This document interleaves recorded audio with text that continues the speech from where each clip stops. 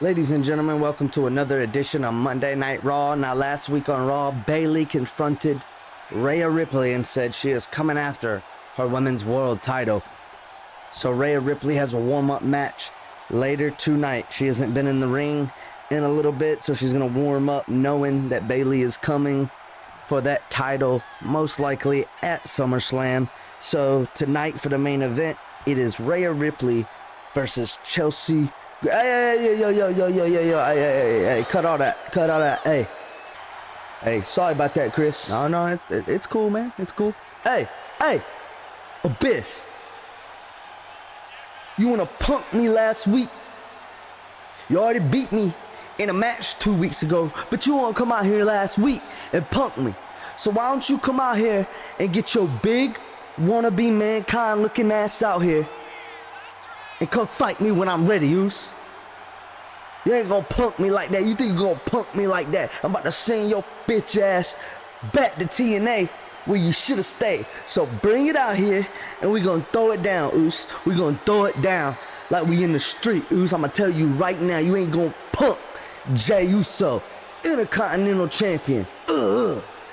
Get out here, Abyss.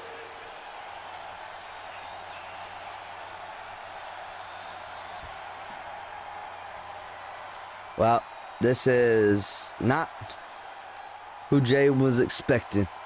Whoa. Calm down, Jey. Calm down. Now, I saw what Abyss did last week. 1 week after he beat you in a match, and pretty badly, I might add. I know you were coming out here last week to address that, and then I saw he ambushed you. So, Abyss has been suspended indefinitely. Until we get, like, you know, the rules of WWE. Let them know this isn't TNA. You know what I mean? No, Eric, I appreciate that. I appreciate what you're trying to do. You're trying to look out for your champions. Hey, I appreciate that, Oos. But bump that.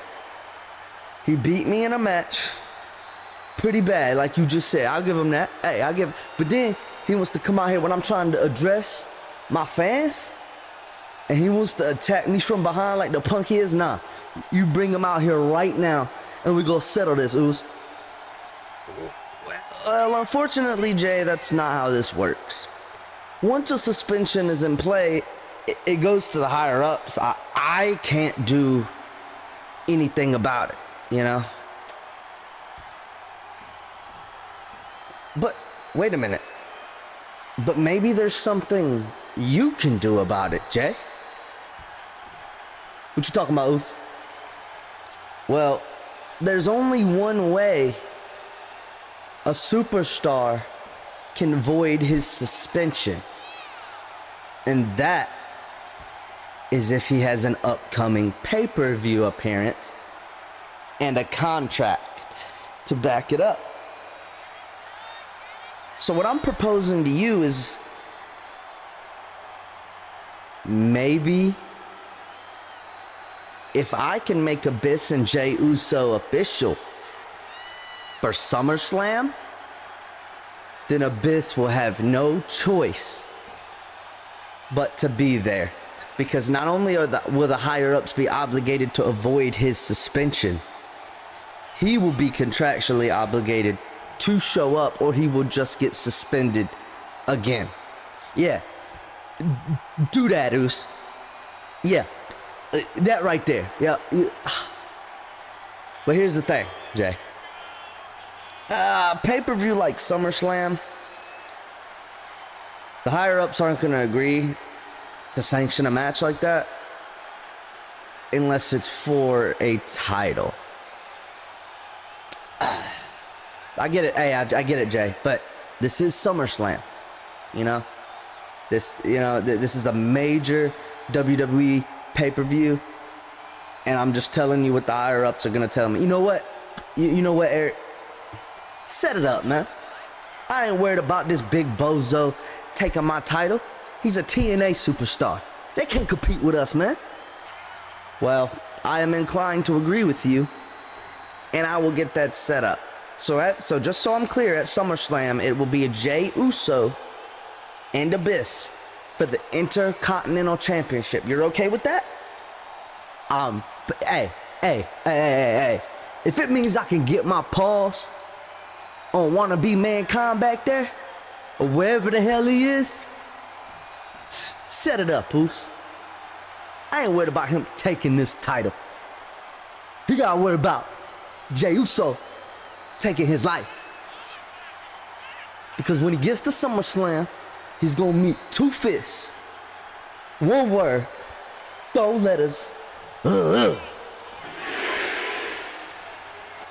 Oh, well, I'd say it's unofficially official. Abyss and Jey Uso at SummerSlam. Now, I don't know about you guys, but even though Jey Uso just interrupted me, then a part of me wants to fire his bitch ass for doing so while I'm trying to make a fucking match announcement. I will say, I like this a lot. And I hope Jey Uso beats the brakes off Abyss.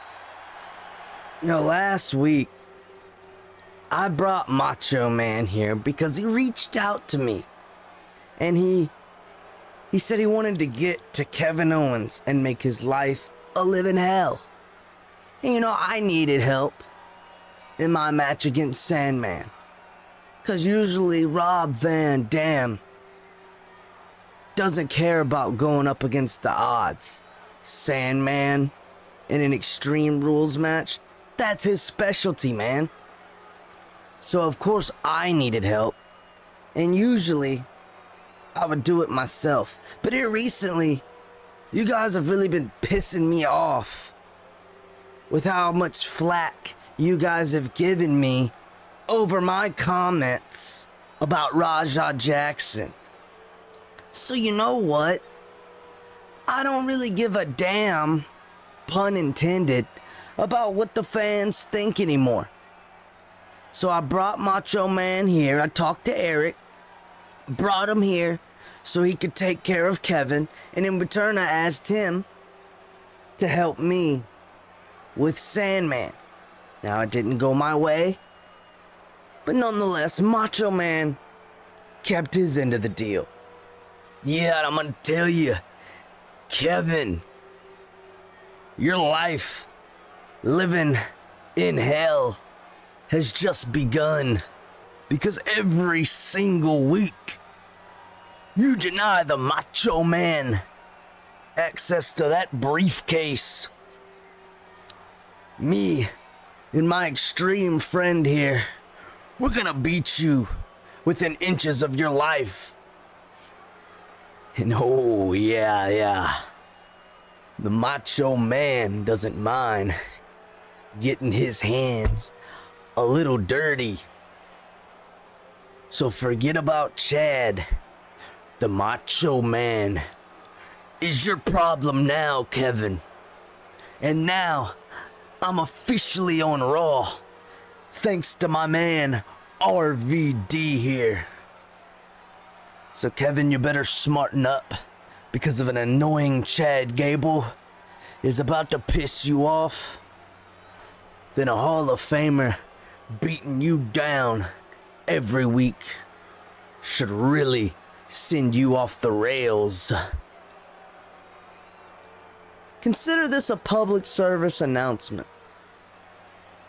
RVD's gonna do what he wants from now on, and the Macho Man has got a briefcase to take ownership of.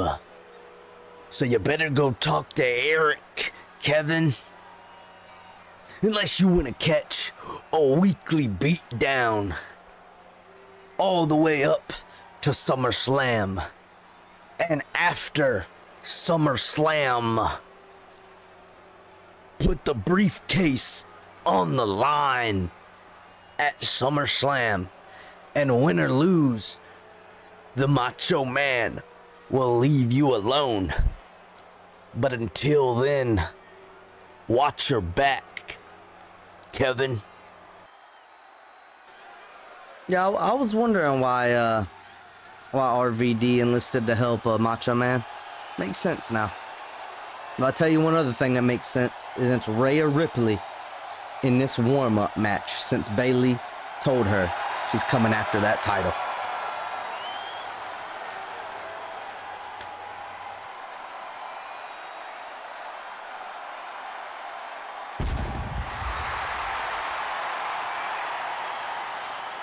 The following contest is scheduled for one fall. Making her way to the ring, representing the Judgment Day. From Adelaide, Australia, the WWE Women's World Champion, Rhea Ripley. If you missed it last week on Raw, Bayley confronted Rhea and told her, hey, not confronted, but walked up and talked to Rhea and said, hey, people been liking this new aggressive side of Bayley, the fans, management. I'm coming back after that title. Rhea, not seeming, too keen on that idea. Doesn't really have a choice. I have received word that Bayley has talked to Eric. Eric has talked to me. And I have made it official, and I've received word that it is now on the card. Rhea Ripley and Bayley for that women's world title at SummerSlam. Chelsea Green with a major opportunity here tonight. If she can pin the women's world champion, that will do wonders for Chelsea's career. Maybe she'll be next in line after Bayley.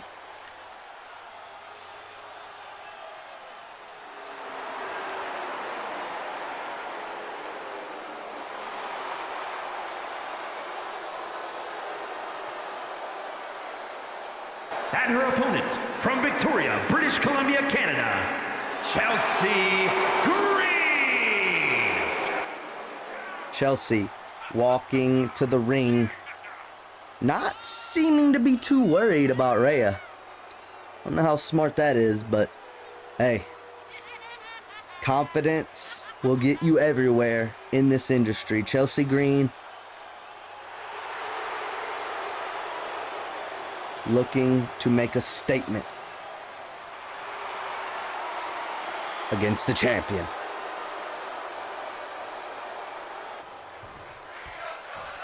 Moments away from our Raw main event, Chelsea Green and Rhea Ripley. Here we go. Looking like they were going to lock up. Chelsea tricked Rhea and hit her. And now they lock up. This is not where you want to be if you are Chelsea Green, and that is why. The strength of Rhea, but the speed of Chelsea. Wow, look at that. Wow, Chelsea is impressive right now. Fucking Joe Rogan. Wow. Fucking, wow. Chelsea is impressive right now, taking it to the champion. This is that ring, this is that ring rust we were talking about as they lock up again with Rhea Ripley. She's got a little bit of ring rust. Hasn't been between these ropes in a little bit. I think it's fair to give her a little warm-up before SummerSlam, considering Bayley's been on a tear. I want to make sure both these women are warm going into one of the biggest pay-per-views in WWE, the biggest pay-per-view of the summer. Wrist lock on Chelsea Green, and she just keeps torquing it. Chelsea is feeling the strength of Rhea. See the emotion on her face, almost tapping out right there. Didn't. The agony on Chelsea's face. She's got to do something to get out of this chicken wing. Oh, Rhea does it for her. Now Rhea getting pumped up, going for the cover, trying to stay fresh for SummerSlam, only 2 weeks away. Oh, actually a week now. Yep, we started this is week 3. We are a week and a half away from SummerSlam. Rhea going to the second rope. Chelsea looking impressive so far with that speed. Tries to get out of the way and can't in time. What is Rhea thinking? Had second thoughts. Now Chelsea rolling to the apron. Veteran move from her. Rhea not gonna let up. Spilling onto the outside now. Rhea picking up Chelsea. Oh, nope. Smashing her arm. Or her hand into the floor. Oh my God.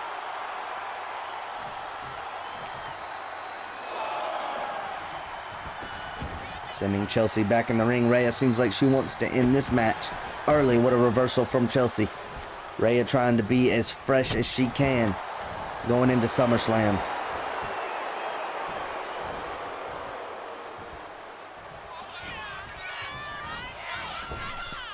Which is only 12 days away.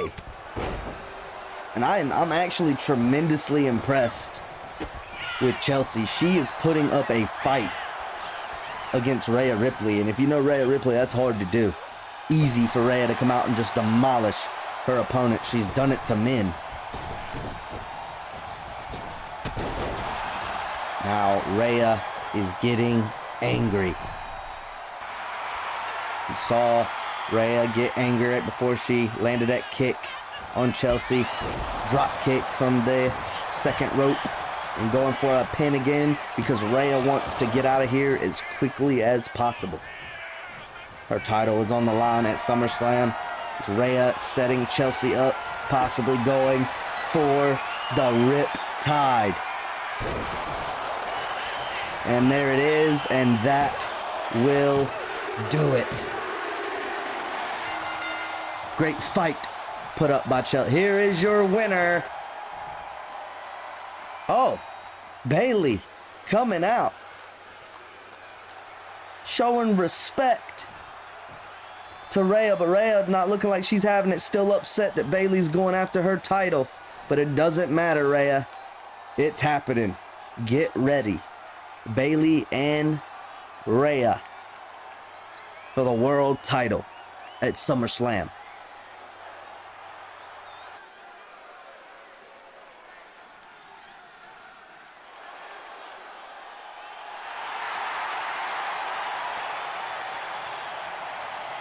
Oh, I've been waiting for this.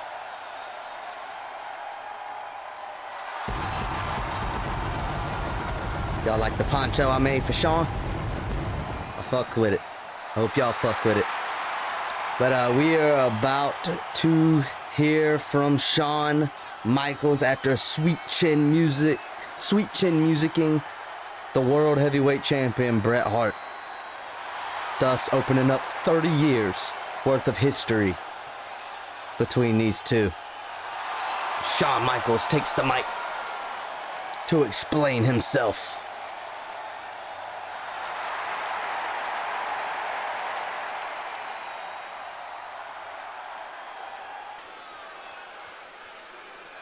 I didn't sweet chin music Bret Hart. Bret Hart sweet chin musicked Bret Hart.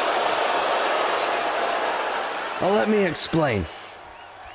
Now let me make something real clear. The truth is, Bret, your whole career has been defined by one thing. You. Not me. Not Vince. Not Montreal. You. You've been painting yourself as the hero for almost 30 years. And everybody else has had to live with being cast as the villain in your story. People bring up the screw job like it's the first and last chapter of professional wrestling. Bret got screwed. Shawn sold his soul. That's the narrative, right? But let's rewind a little. We tore this business down together, Bret. We main evented. We fought tooth and nail. And yeah, I played my part. I was cocky. I was arrogant. I didn't give a damn who I stepped on. But when it all came crashing down, who was the guy who packed his bags and walked out? Not me. You. You're right about one thing, Shawn. We tore this business down together. And you're damn right.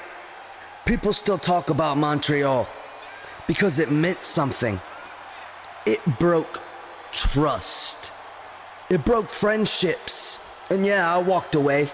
I had to, because every time I walked into the ring back then, I was surrounded by knives waiting to go into my back. So I left to save myself. But let's not pretend we didn't bury the hatchet. The world saw it. We hugged right in the middle of this ring. And after everything, after all the hatred, I put it aside. I buried the hatchet because I didn't want to spend the rest of my life carrying poison around in my chest. And for a while, I thought maybe you felt the same way. That maybe you grew up same as I did. Yeah, that's the, yeah, that hug. I know what you're talking about, Bret. 10 years ago. Yep, I shook your hand and I hugged you around your neck. I sure did. But Bret, two legends burying the hatchet is all anybody wanted to see. But let's call it for what it was. It was a moment, a photo op. It looked good on Twitter. You hugged me, sure, but you never really forgave me, Bret. And here's the kicker, no pun intended. I never forgave you either. You're wrong, Shawn. I did forgive you. I did it because I wanted to live without hate. I looked you in the eye, man to man, and I meant every word. I meant it because deep down, I respected what we did in this ring. I respected the battles we had. I respected the fact that, like it or not, our names will always be linked forever. And I thought that meant something to you too. You think respect erases the fact that you stood on your soapbox for decades and painted me as the bad guy? You think that hug erases you saying over and over again that Bret Hart was the hero and Shawn Michaels was the cancer? You think burying the hatchet means I forget the years where I couldn't even walk into an arena without being told I ruined the business because of you?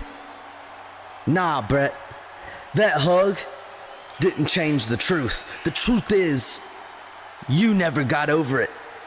And neither did I. Just face it. No. You want to hear the truth, Shawn? We'll always be two sides of the same coin. The hitman and the heartbreak kid. The guy who fought for respect. And the guy who fought for himself. And maybe you're right. Maybe we'll never get over it. But after everything, after all these years, I'll never let you rewrite history. Because the people here, they know who Bret Hart is. They know the legacy I built.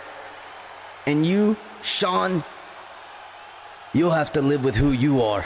And who am I? I'm the guy who'll always remind you. Montreal wasn't the end of your story, Bret. It was the peak. Everything after that was a downhill slide. And you know it. That's why you came back. That's why you're standing on that stage trying to lecture me about history. Because without Shawn Michaels, there is no Bret Hart. Yeah, well, Shawn, how about this? How about you prove that to be true? SummerSlam's still got an open championship spot. And if you want to prove that I need your name in this business, then try to sweet chin music me in a ring and not sucker kick me during an interview like a bitch. See, that's how dense you are, Bret. You don't even realize. That's the whole reason you got sweet chin music. I'm not asking for your opinion. I'm the Heartbreak Kid, Shawn Michaels. And if I want a title shot, I go and get it. I don't bitch and moan to management like you did, Bret. But I'm gonna warn you, the challenge has been issued, and I'm telling you right now, it's been accepted. No screw jobs, no Vince, no corrupt ref. At SummerSlam, 30 years of history gets broken back open. Bret the Hitman Hart and the Heartbreak Kid Shawn Michaels step into the ring for one final time over what started everything to begin with. That championship. Well, I'll see you at SummerSlam, Shawn, and you're gonna need a whole lot more than a corrupt referee to get out of the next sharpshooter you get put in. Because I'm not letting go until I snap your back in half one final time and retire the Heartbreak Kid for good. There you have it, folks. 30 years in the making. HBK, Shawn Michaels, Bret the Hitman Hart for the World Heavyweight Championship at SummerSlam. That will no doubt headline the pay-per-view. There is no match bigger on that card. Thank you guys for joining me for Monday Night Raw. Do not miss next SmackDown. Peace.